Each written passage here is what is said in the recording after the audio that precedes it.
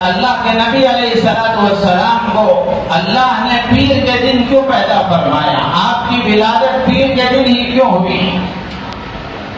تو بعض اہل علم نے لکھا ہے، بڑی پیاری بات لکھی ہے،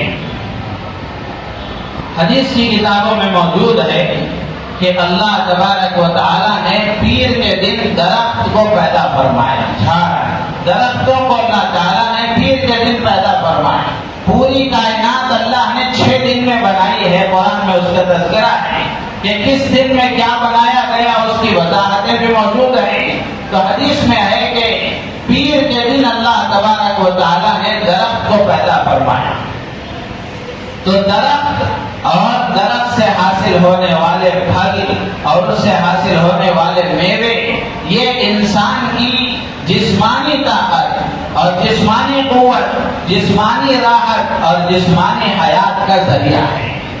درختوں سے پیدا ہونے والے پھل، درختوں سے پیدا ہونے والے میوے، یہ انسان کی جسمانی غذا اور دوا کا ذریعہ ہے۔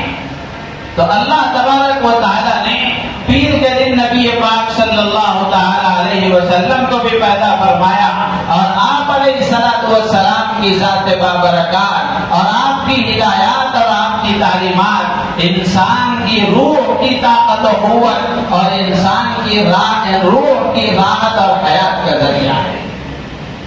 تو جس طرح اللہ تبارک و تعالیٰ نے پیر کے دن درختوں کے ذریعے سے درخت کو پیدا فرما کر کے درخت کے ذریعے سے اللہ تعالیٰ نے انسان کی جسمانی غذاؤں اور دواؤں کا انتظام فرمایا، اسی طرح پیر کے دن اللہ کے نبی علیہ السلام کو پیدا فرما کر کے پیر کے دن آپ کی ولادت کر کے اللہ تبارک و تعالیٰ نے انسانوں کی روح کی غذاؤں اور دواؤں کا بھی انتظام فرمایا۔ تو پیر